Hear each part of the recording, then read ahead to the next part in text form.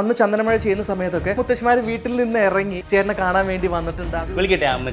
അറിയാവോ? അമ്മേ, സാരി കിട്ടിയാ അമ്മയ്ക്ക്? ഈ ചന്ദ്രമഴ കണ്ടിട്ട് ഈ മകനെ കാണണം എന്നുള്ളൊരു വിഷമം എനിക്ക് എപ്പോഴും സങ്കടം ഒക്കെ വരികയുണ്ടായിരുന്ന മകനെ കാണാഞ്ഞിട്ട്. എന്താ കഴിക്കാന്? ദീപാവലി സമയത്തേക്ക് ഞാൻ അമ്മയെ കൊണ്ടുപോയി. അമ്മയ്ക്ക് ഒരു സാരി മേടിച്ചു കൊടുത്ത്. അപ്പൊ എൻ്റെ വീട്ടില് എൻ്റെ കുഞ്ഞിയുടെ മുത്തശ്ശിയെ പോലെ അവർ ഉണ്ടായിരുന്നു. You are a fraud. I love you. മോക്കൊക്കെ പറയണമെന്നുണ്ടായിരുന്നു. പാമ്പാണെങ്കിൽ പോലും അതൊക്കെ ഒറിജിനൽ പാമ്പ്. ഇത്ര മനക്കെട്ടൊക്കെ ഉണ്ടായിരുന്നോ? എല്ലാരും കൂടെ എന്നെ ഒന്ന് പിരികേറ്റി. ഇവള് അവസാനം ഇവള് തീരുമാനിച്ചു നമ്മൾ പിടിച്ചില്ലെങ്കിൽ ഇവര് വിടത്തില്ല. ഇവള് പിടിച്ചപ്പോൾ ആദ്യം വോട്ട് പിടിച്ചത് ഞാനാണ്. മാഡിസ്ക് കഴുകിയിട്ട് ഓർമ്മയുണ്ടോ? തമിഴിൽ ഇങ്ങനെ അഴയിൽ ഇങ്ങനെ തൂക്കിയിട്ടുണ്ടായിരുന്നു ലാപ്ടോപ്പ് ഇങ്ങനെ. ഇത് ആക്ച്വലി നോർത്ത് ഇന്ത്യൻ ഹിന്ദി. സാത്ത് നിബാന സാത്ത്. എന്റെ അറിവിൽ തന്നെ ഒരു 5-6 ഭാഷയിൽ ഇത് പൊക്കൊണ്ടിരിക്കുന്നുണ്ടായിരുന്നു. അതില് 2 ഭാഷയിലാണ് ഞാൻ ചെയ്തത്. അപ്പൊ അതിനകത്ത് എങ്ങനെയായിരിക്കും? ഒരുപാട് ചേഞ്ചസ് ഉണ്ട്. നിങ്ങൾക്ക് സർപ്രൈസ് ആയതുകൊണ്ട് സാധനം ഇവിടെ അടിയിൽ സൂക്ഷിച്ചു വെച്ചിട്ടുണ്ട് ഒരു പാമ്പ്. ഞാൻ ഇങ്ങനെ ഇരുന്നോട്ടെ എന്നാ പാമ്പില്ല. അങ്ങനെ ഈ മൃഗങ്ങൾ എല്ലാത്തിനും വേണേ, പട്ടി, പൂച്ച, പാമ്പ്, ഭാര്യ സൈസ് ഇത്ര വാങ്ങിട്ടുണ്ട്. അടുത്ത ട്രോളിനുള്ള വർഷങ്ങൾക്ക് മുമ്പ് അന്ന് ചന്ദനമഴ ചെയ്യുന്ന സമയത്തൊക്കെ ഒരുപാട് അമ്മമാർ ഏതോ മുത്തശ്ശി 1-2 മുത്തശ്ശിമാര് വീട്ടിൽ നിന്ന് ഇറങ്ങി ചേട്ടനെ കാണാൻ വേണ്ടി വന്നിട്ടുണ്ട്. അത് വലിയൊരു വാർത്തയൊക്കെ ആയിരുന്നു എന്ന് പറഞ്ഞു. സോ അതെങ്ങനെയായിരുന്നു ആ ഒരു എക്സ്പീരിയൻസ്? വിളിക്കട്ടെ അമ്മച്ചി? അറിയാവോ? ഇപ്പോഴും ഉണ്ട്. Of course. കഴിഞ്ഞ ആഴ്ച കൂടി എന്നെ വിളിച്ചിട്ട് എൻ്റെ ബർത്ത്ഡേനെ വിളിച്ച് പറഞ്ഞായിരുന്നു.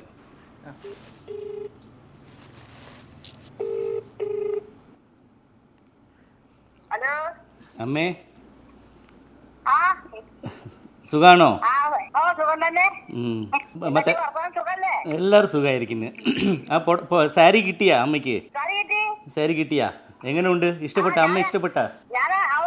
ശരി, വീട്ടിലെല്ലാം സുഖമായിരിക്കുന്നല്ലേ? ഞാനിപ്പോൾ കൊച്ചിയിലാണ് ഉള്ളത്. ഷൂട്ടിങ് എന്താണെന്ന് വെച്ചാൽ ഒരു ചാനലിൻ്റെ ഷൂട്ടിംഗാണ്. ഇവിടെ ചന്ദനമഴയെ കുറിച്ചിട്ടാണോ? ഞാനും ചന്ദനമഴയുടെ നായികയും 2 പേരും ഒന്നിച്ചിരുന്ന് ഇൻ്റർവ്യൂ കൊടുക്കുവാണ്. അതെ. അവര് അമ്മയെ കുറിച്ച് ചോദിച്ച് ആ വിജയലക്ഷ്മി അമ്മയോട് ഇപ്പോൾ സംസാരിക്കാറുണ്ടോ എന്താണ്. ഇവിടെ ആ പയ്യനെടുത്ത് ഞാൻ കൊടുക്കാം. ആ ചാനൽക്കാരോട് ചോദിച്ച് ഞാൻ പത്രത്തിൽ പറഞ്ഞിരുന്നു അമ്മയെ കുറിച്ച്. അപ്പോൾ അവർ അമ്മയോട് ഒന്ന് സംസാരിക്കണമെന്ന് എന്നോട് ചോദിക്കുവാണ്. ഞാൻ അദ്ദേഹത്തിനോട് കൊടുക്കാവോ? ഫോൺ കൊടുക്കാവോ? സംസാരിക്കുക ഒന്നുമില്ല അമ്മേ. എൻ്റെ അടുത്ത് സംസാരിക്കുന്നപ്പോൾ സംസാരിക്കാം. അമ്മയ്ക്ക് എന്താ? ഞാൻ ഇപ്പോൾ കൊടുക്കാവേ. അമ്മേ നമസ്കാരം. ഞങ്ങൾ ബിഹൈൻഡ് വുഡ്സ് ചാനലിൽ നിന്നാണ്. ഓക്കെ. അപ്പോൾ നമ്മളിങ്ങനെ പഴയ കഥകളൊക്കെ ചോദിക്കുന്ന സമയത്ത് ഇങ്ങനെ പറഞ്ഞു അമ്മയുടെ ഒരു കഥ എനിക്ക് അറിയായിരുന്നു.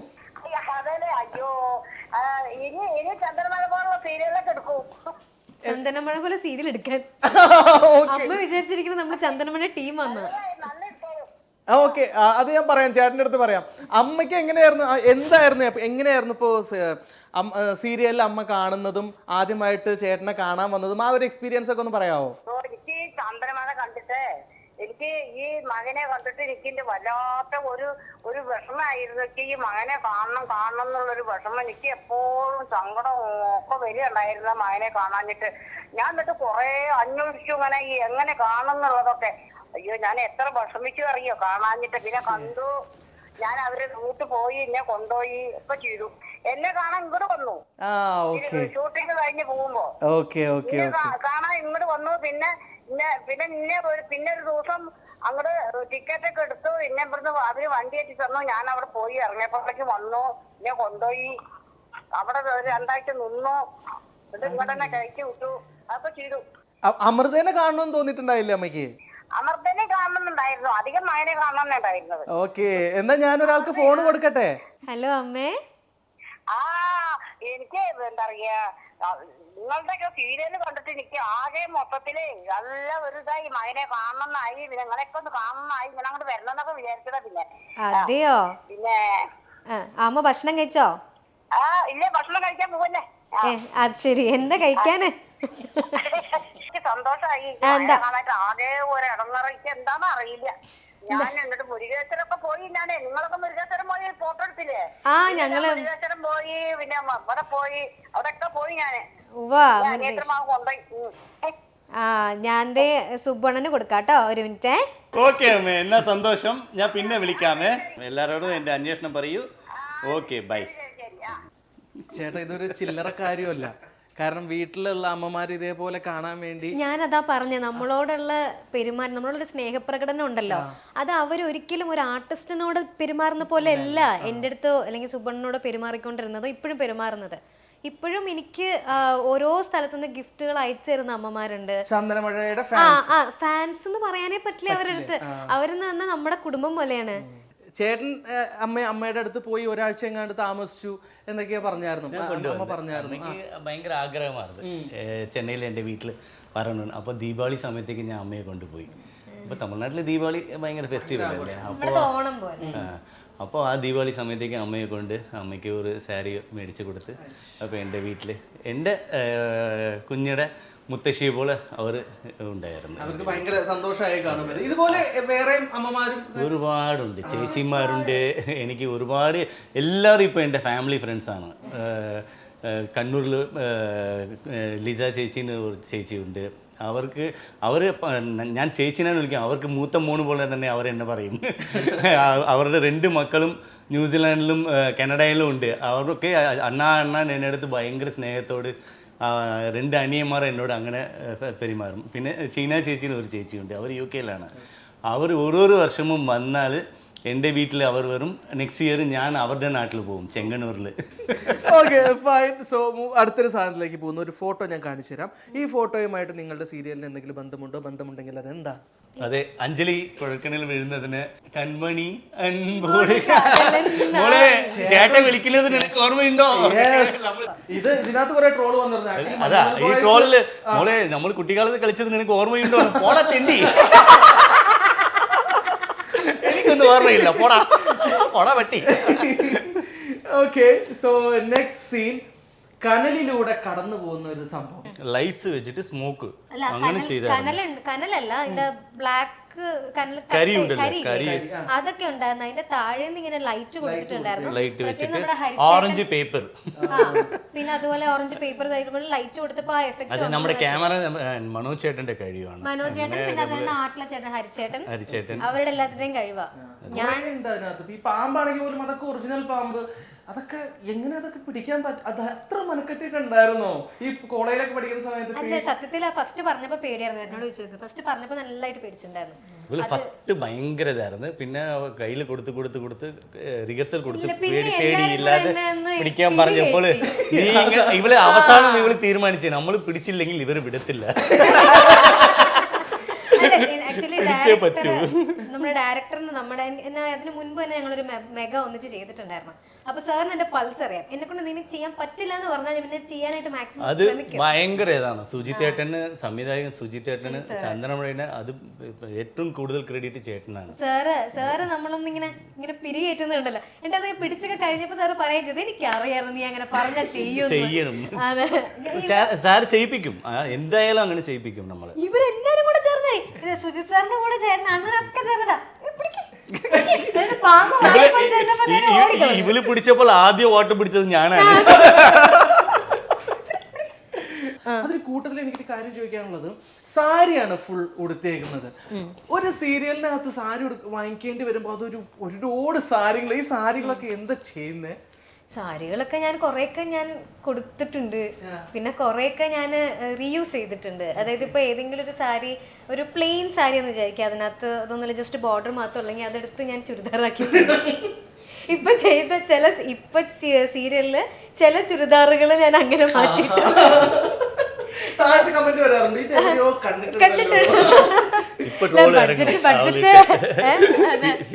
സാരിയും ചുടിയും വെച്ച് ഇപ്പൊ അടുത്ത ട്രോളിനുള്ള അങ്ങനെയൊക്കെ ചെയ്യാറുണ്ട്.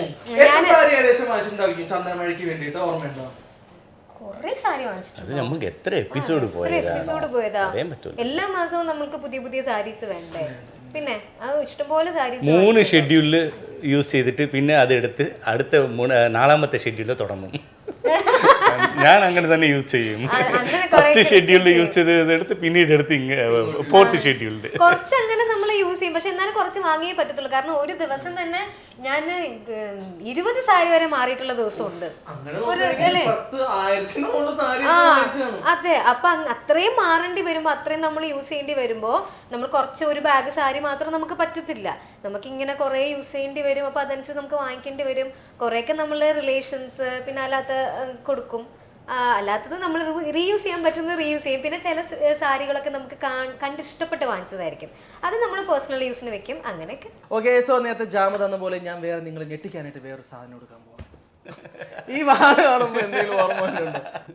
ബീച്ചില് ഒരാൾ ഓടി വരുമല്ലേ, ഇപ്പൊ ട്രോൾ ആയിക്കൊണ്ടിരിക്കുന്നതിൽ ഏറ്റവും കൂടുതൽ വീൽ ചെയറില് എല്ലാരും പറയുന്നു ആ ചന്ദ്രലേഖ സിനിമയുടെ സമയത്ത് ഒരു വാളുണ്ടായിരുന്നെങ്കിൽ ഇതിന്റെ ഒന്നും ഒരു ആവശ്യം വന്നിരുന്നില്ല, കുറെ ലാഭിക്കായിരുന്നു. സോ അങ്ങനെ കുറെ സീൻസും അതൊക്കെ ഇപ്പൊ റീക്രിയേറ്റ് ചെയ്തുകൊണ്ട് വരുന്നുണ്ട്. മേഘന എത്രാമത്തെ വയസ്സിലായിരുന്നു ജോയിൻ ചെയ്തത് ആ സീരിയലിനകത്ത്? പ്രായം വേണോ അല്ലേ? നീ എന്താ പറയാൻ പോവാണ്? പറയണോ? അല്ല, പഠിച്ചോണ്ടിരിക്കുകയായിരുന്നു. എന്തായിരുന്നു കോളേജ് ആ സമയം, കോളേജ് കാലഘട്ടം? അവള് മാത്സ് ടേബിൾ എടുത്ത് കൂട്ടിക്കൊണ്ടിരിക്കുകയാണ്. അല്ല, എന്താ എനിക്ക് പ്രശ്നം അറിയോ, നമ്മളിങ്ങനെ കുറച്ച് സംസാരിച്ചു വരില്ലേ, സംസാരിച്ചു വരുമ്പോ ഇങ്ങനെ ക്യാമറയാണ് ഇത്, നിങ്ങൾ നാളെ പോസ്റ്റ് ചെയ്യും, ഇതൊക്കെ ഞാൻ മറന്നു. നമ്മളിങ്ങനെ വീട്ടിലിരുന്ന് സംസാരിക്കുന്ന പോലെ ഇങ്ങനെ സംസാരിച്ചോണ്ടിരിക്കും. നിങ്ങൾക്ക് സർപ്രൈസ് ആയതുകൊണ്ട് വാള് പോലത്തെ സാധനം ഇവിടെ അടിയിൽ സൂക്ഷിച്ചു വെച്ചിട്ടുണ്ട്. ഇവള് സത്യം പറഞ്ഞു വീണ്ടും കളഞ്ഞു. പാമ്പുണ്ടായിരുന്നു, നല്ല കണ്ടിട്ട് പാമ്പില്ല. ആദ്യം പേടിക്കുന്നത് താങ്കളായിരിക്കും. ഇല്ല, അല്ലെങ്കിലും കുഴപ്പമില്ല, ഞാൻ ഇങ്ങനെ ഇരുന്നോട്ടെ. അണ്ണൻ ചിലപ്പോ പേടിക്കറി. അണ്ണൻ ഈ മൃഗങ്ങൾ എല്ലാത്തിനെയും പേടിയാ, പട്ടി, പൂച്ച, പാമ്പ്, ഭാര്യ. ചേച്ചി എല്ലാം ചേട്ടന്റെ ഞാൻ ഒന്നും കിട്ടിയിട്ടില്ല. മേഘനയുടെ വീട്ടിൽ വരുമ്പോ ഏതോ വീട്ടിലെ പട്ടീനെ കണ്ട് പേടിച്ചു ഓടി എന്നൊക്കെയുള്ള കഥ. അണ്ണൻ എയർപോർട്ടിൽ പിക്ക് ചെയ്തിട്ട് നേരെ വീട്ടിലേക്ക് വന്നത് എന്നെ പിക്ക് ചെയ്യാൻ വേണ്ടിട്ട്. അപ്പൊ ഞാൻ നോക്കിയപ്പോഴത്തേനും പാവം പുറത്തിരിക്കല്ലോ, അന്ന വാന്ന വീട്ടിലിരിക്കുമെന്ന് പറഞ്ഞു. വീട്ടിലേക്ക് ഇരുന്നപ്പോ ഞാൻ അത് ഹാപ്പിനെ കണ്ടിട്ട്, ഹാപ്പി തന്നെ ഒരു പേടിത്തോണ്ടി അടിയും കൊണ്ട്. അതിന്റെ പേര് ഹാപ്പി, അത് ഹാപ്പിയാണ്, ഞാനല്ലേ. അത് തന്നെ ആകെ ഇത്ര ഉള്ളു, മിനി പോം അല്ലേ. അവൾ തന്നെ 2 ദിവസം മുമ്പ് പൂച്ചയുടെ അടിയും കൊണ്ട് വന്നു. വായ എത്ര, സൈസ് ഇത്ര, വായ ഇത്ര ഉണ്ട്. ഞാൻ നോക്കിയപ്പോ കുറച്ചു നേരം കഴിഞ്ഞപ്പോഴത്തേനും മേഘന പറഞ്ഞിട്ട് വെളിയെ ഓടി വന്ന് നോക്കിയപ്പോഴത്തേനും ഹാപ്പി സോഫയുടെ അടിയിൽ നിന്ന് തല മാത്രം ഇങ്ങനെ ഇട്ട് അണ്ണനെ നോക്കിക്കൊണ്ടിരിക്കാം. അണ്ണനാണെങ്കിൽ സോഫയുടെ കൈയും കാലൊക്കെ പോലെ ഇട്ട്. Okay. So coming back to serial, ആഭരണത്തിന്റെ ഒരു സീൻ ഉണ്ടായിരുന്നു. സോ ഭയങ്കര, അത് നല്ല വെയിറ്റ് ഉള്ള സാധനമായിരുന്നു. നല്ല വെയിറ്റ് ഉണ്ടായിരുന്നു. എന്റെ പൊന്നെ, എനിക്ക് ആ സീനൊന്ന് തീർന്നു കിട്ടിയാൽ മതിയായിരുന്നു. ഉണ്ടായിരുന്നു അന്ന് എന്തൊരു വെയിറ്റ്, നല്ല വെയിറ്റ് ഉണ്ടായിരുന്നു, നല്ല വെയിറ്റ് ഉണ്ടായിരുന്നു. അത് ഒരു ദിവസം ഫുള്ള് ഇങ്ങനെ, ഒരു ദിവസം ഒന്നല്ല, 1-2 ദിവസം അങ്ങനെ തന്നെ നിന്നിട്ടുണ്ട് ഞാൻ. ഒരു സീക്വൻസ് അല്ലേ, ഓരോരോ സീനിലും ഇവള് അടുക്കളയിലും അങ്ങനെ വേണം, ഹാളിലും അങ്ങനെ ഇരിക്കണം, ബെഡ്റൂമിലും അങ്ങനെ വന്നിരിക്കണം, അങ്ങനെയുള്ള സീക്വൻസ്. ഹാളിൽ എടുക്കുമ്പോൾ ഹാളിലെ സീക്വൻസ് അങ്ങ് കംപ്ലീറ്റ് എടുക്കും. അപ്പൊ ഇത് ഇട്ട് ചെയ്തതിന് ശേഷം വേറെ ഡ്രസ്സ് മാറ്റിയിട്ട് ചിലപ്പോൾ വരണമായിരിക്കും. വന്നു കഴിഞ്ഞിട്ട് ചിലപ്പോൾ ഉടനെ തന്നെ ചിലപ്പോൾ അടുക്കളയിലുണ്ടാവും. അപ്പോൾ വീണ്ടും ഞാൻ മറ്റേ ഗെറ്റപ്പിൽ വീണ്ടും വരണമായിരുന്നു. അങ്ങനെ അങ്ങനെ അങ്ങനെ അങ്ങനെ ഓ, എനിക്ക് ആ സീക്വൻസ് ഒന്ന് തീർന്നു കിട്ടിയാൽ മതി. ചിലപ്പോൾ അതിന്റെ ശിക്ഷ ഒരാഴ്ച കൂടി നീണ്ടു പോകും. കൊറേ നീണ്ടു പോയിട്ടുണ്ടായിരുന്നു അത്. ചേട്ടൻ എങ്ങനെയാണ്, വൈഫ് ഇതേപോലെ സ്വർണ്ണമൊക്കെ ഇട്ട് ആഗ്രഹിക്കുന്ന ഒരു വ്യക്തിയാണോ? ഇല്ല, ഞങ്ങള് തമിഴ്നാട്ടിലെ കല്യാണത്തിന് അങ്ങനെ, കേരളത്തെ പോലെ മാരേജിൽ അങ്ങനെ, അല്ലാതെ മറ്റേ സമയത്തേക്ക് അങ്ങനെ ഇടത്തില്ല. അങ്ങനെ നോർമൽ വീട്ടില് താളിമല മാത്രം തന്നെ, വേറെ ഒന്നും അങ്ങനെ വീട്ടിൽ നിൽക്കുന്ന ആളല്ല. നിന്നാൽ ആൾക്കാർ ഇങ്ങനെ നോക്കും, എന്താ ഇവൾക്ക് വട്ടാണോ. ഫംഗ്ഷൻ ആകുമ്പോൾ എന്തെങ്കിലും ഫംഗ്ഷൻ നമുക്ക് ചെല്ലുമ്പോൾ അവൾ ഉള്ള ആഭരണങ്ങളെല്ലാം എടുത്തിടും, പോയി കൊണ്ടുവരും ഞാൻ ലോക്കറിൽ. അല്ലാതെ മറ്റേ സമയത്തേക്ക് അങ്ങനെ ഇല്ല. പൊതുവെ സിമ്പിൾ ആയിട്ടേ ഞാൻ കണ്ടിട്ടുള്ളൂ, ഭയങ്കര സിമ്പിൾ ആയിട്ട്. ഞങ്ങൾ 2 പേരും അങ്ങനെയാണ്. നമുക്ക് ഞങ്ങൾ 2 പേരും ജാടയില്ലാതെ, അഹങ്കാരം ഇല്ലാതെ.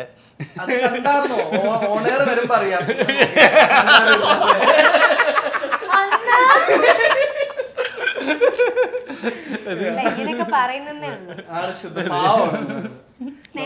സ്നേഹമുണ്ട്. ഓക്കെ. സോ നെക്സ്റ്റ് അടുത്ത സാധനത്തിലേക്ക് കിടക്കുന്നു, ഹാർഡ് ഡിസ്ക്. ഹാർഡ് ഡിസ്ക് അന്നത്തെ അമ്മമാർ ഇപ്പൊ ഒരുപാട് എന്താ പറയുക വാട്ടർ പ്രൂഫ് ആയിട്ടുള്ള ഫോൺ ഇറങ്ങിയിട്ടുണ്ട്, എല്ലാ സംഭവം ഉണ്ട്. പക്ഷെ അന്ന് അങ്ങനെ ഒരു സാധനം ഇറങ്ങിയിരുന്നെങ്കിൽ എന്റെ അമൃതയ്ക്ക് ഇങ്ങനെ ഒരു അവസ്ഥ വരില്ലായിരുന്നു എന്ന് ഒരുപാട് അമ്മമാർ പ്രാർത്ഥിച്ചാണ്. ഹാർഡ് ഡിസ്ക് കഴുകിയിട്ട് ഓർമ്മയുണ്ടാ? അതൊക്കെ ഓർമ്മ. കഴുകിട്ട് ഇങ്ങനെ ഇവിടെ അതും ഉണ്ടായിരുന്നില്ല. ഞാൻ തമിഴിൽ ഇങ്ങനെ ആഴയിൽ ഇങ്ങനെ തൂക്കിയിട്ടുണ്ടായിരുന്നു ലാപ്ടോപ്പ് ഇങ്ങനെ.